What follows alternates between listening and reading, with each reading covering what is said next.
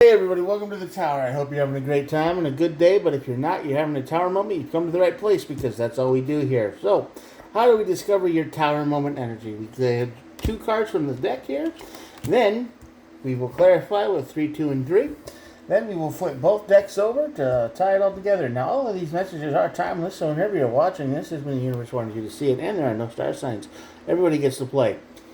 If you're about halfway through this video and it's not resonating with you at all, that's totally fine. Just click out of the video, and before you leave forever, I would ask that you scroll down the videos and maybe you'll find one that appeals to you, that pulls you in, and says, this is my video. This is what I was meant to see when I came to this channel. Because this one might not be for you, might be for you. I don't know, they're all timeless, so you're meant to be at this channel for a reason, and I hope you find it. I hope you find the help somewhere you need, if not here. So, with all that out of the way, if this video brings you any value, please think about hitting the old subscribe button. I have rambled on enough. Let's get started. Sorry about all that, but YouTube requires us to say all that.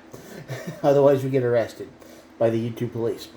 The World card on this side of the tower is basically the end of the closure that never showed up. The end of, it's like you're waiting on something, you're running in circles, you're unfinished business that has never been finished. This is just the energy of circling the drain but never going into the drain. You're on holding mode, whatever you want to call it. This is just unfinished business. That leads right to the Tower moment. The Tower moment leads to the Magician. So the Magician says this Tower moment is going to lead you to the ability to build something new, crawl something out of it, either manifest something in your life that you really need.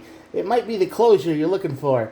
If I were to stop this reading right now, I would definitely say you're probably going to have to manifest your own closure because you're not getting it from the person you're waiting for. And some people wait for years to force a good reason as to why they hurt them, why they did what they did, why they do the things that they do. You don't know. Then people just up and leave, and you're just kind of waiting for the closure, waiting for the reason, and that never happens. So you just put your life on hold. Well, let's see what's going on. 7 of Swords, yeah. 2 of Wands, yep. You basically put your life on hold because somebody was cheating on you, they were deceiving you, they were lying from you, they were doing something bad to you. And you found out, they left, they took off, and then you're kind of just, you're upset, you're in pain, and healing doesn't come easy. They say time heals all wounds. That's not true. You have to work at it, you have to do the stuff, you have to, process the emotions and all that other psychological stuff that they talk about.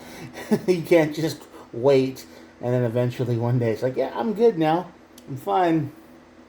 So you're definitely in a holding pattern, you're just an airplane waiting to land somewhere, but in order to do that, you're just waiting for this person to have a heart, come back, and leave a message, or at least try to explain why they did what they did, or something. It's never going to happen. These people don't care about you. They've done this. This is the kind of person, like I've said many times, who has done this to not just you, but they've got a whole line of victims, and there's a bunch of you out there waiting for closure from someone who doesn't even think about them anymore. This is a true narcissist, it's a sociopath, whatever term you want to put on this person, whatever it is, they don't think about you at all. Once they've gotten what they want out of you, money, place to live, support, whatever it was, and you put up a boundary, or whatever happened, they just move on. They're just like, I don't want you anymore. You're going to be the next villain in my life. Goodbye. I'm out. So that's what this person has done. And after they leave, they never think about you again because they don't need to. You're nothing. You might as well be dead to them. But you're hurt, you're suffering, and you want answers. You want a reason for this to happen. Or why did you do this? And they're never going to tell you because, they just don't care. So instead of trying to heal and move on, you just stick in this holding pattern, which leads to the Tower. And the Tower moment is the Knight and the King of Pentacles. So these two cards are basically saying your life. The Tower is what happens when you put your life on hold. You don't move. You don't make any more. You literally are stuck. You don't do anything. You live in a routine. You're in survival mode. You just You buy the bare minimum. You don't have any fun. You don't allow yourself to have any fun because you think, you know, if I lose focus of this pain, I'll forget about it. And then if I talk to someone new or whatever, I open myself up to this disaster happening again. So I have to hold on to this pain so I don't forget what happened. So I have to know, it's like you're just so you're on guard all the time, basically. So that's what the tower moment says. The tower moment is just you being completely on guard all the time. You're stuck. You can't move forward. But that brings the magician. So what are you trying to manifest? Well, of course you're trying to manifest something new. You're trying to manifest healing, but you're not sure how to do it. And the King of Cups. You're trying to get control of your emotions again. And it's not for lack of trying. You are actively trying to heal, but the pain is too much. Every time you take a step onto the back up to the plate, you're just like, I don't want to. I'll do it tomorrow. You find a reason to back off. So you are actively trying to manifest healing in your life, but at the same time, you are waiting for closure. It's like you can't move on until there's a good reason why you should. Like, oh, what did I really do that was terrible? Or, what happened? Or you're waiting for that end to show up so you can. So it's like a book.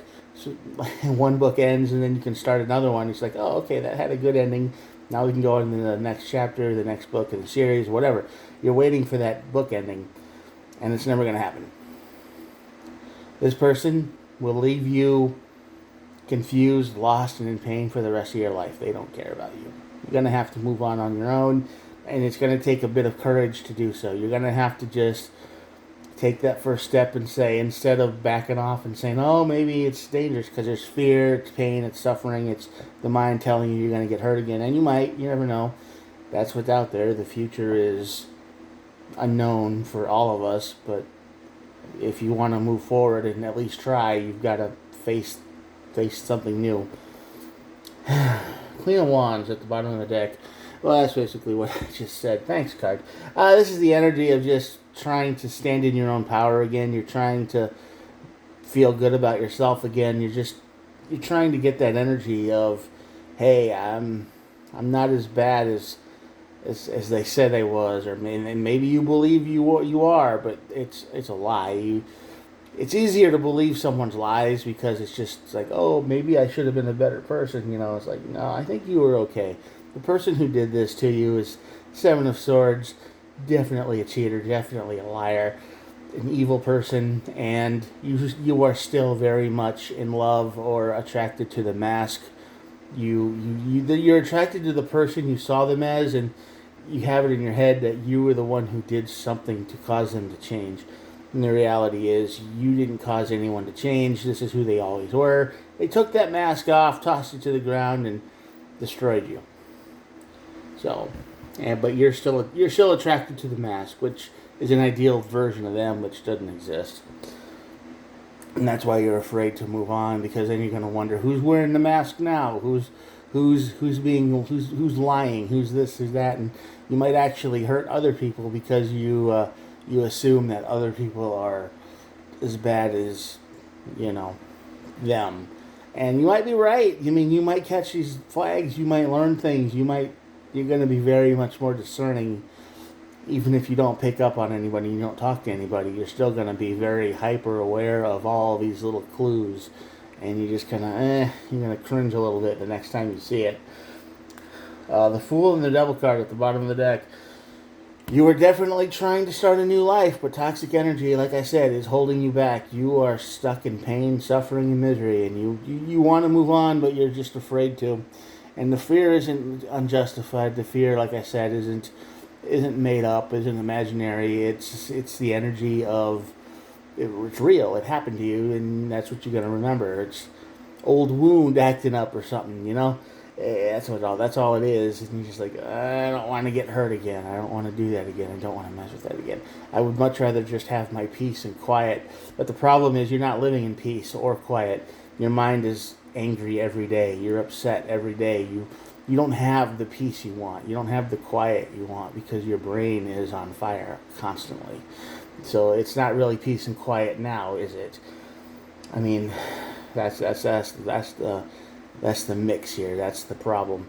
You are still stuck in toxic energy that they put on you, and all over your life, like thick paint and sludge and all the other gross stuff, and you just can't get away from it. So you physically you might be at peace, and you're just sitting at home doing alone, not doing anything. But mentally, you are very much still in the war. You relive conversations. You fight. You have the same fights over and over again. You actually go back to those fights, and you try to think of other ways that would have made sense, that maybe would have kept them around. And it's just a scenario. You're creating scenarios in your head, and you're not at peace at all. And you're trying to get to peace, but you're stuck in the toxic energy. So what you need to do is understand that this person is never going to bring you closure. They don't care or think about you.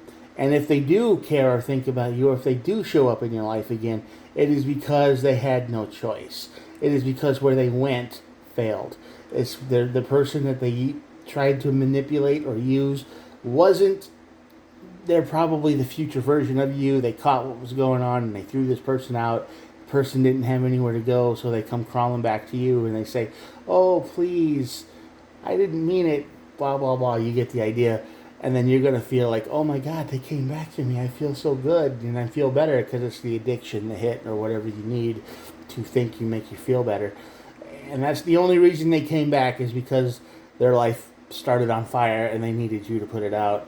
But don't make no mistake. They will leave you again the second they have an opportunity. So be very careful if they come back. All right.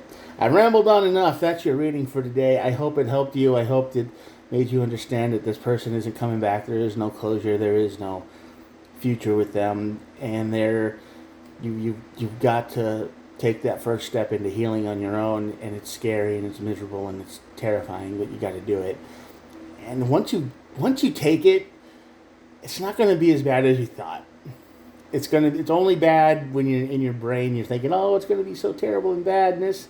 And then you get there and it's like, okay, this wasn't so bad. Then you'll have a little bit more courage to take another and another. And, in a few months, maybe even a year, you probably won't even, you won't think about this person so much anymore.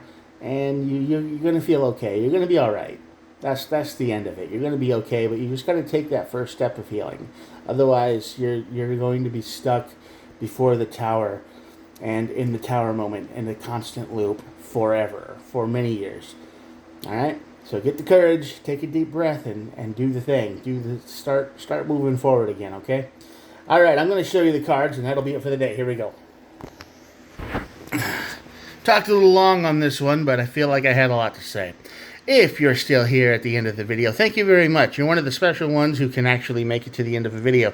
I don't mean that in a negative way. I'm just saying statistics show on the charts and whatever. You can look on YouTube. Most people check out about halfway, midway through. So you're special if you made it all the way here, especially because I don't have any edits. No music, none of that. Just a dude with a cell phone doing it old school. So if this, like I asked before, if this video helped you at all in any way, please think about hitting the old subscribe button. Share it with somebody who you might think you could help. Give it a like if you want to. Do whatever you want. But just know that I try to upload every single day, and we can hang out tomorrow too, okay? So good luck out there. Take that first step, and you'll be all right. It's just a long road to get there. Get out of that toxic energy. All right. Talk to you guys tomorrow. Bye.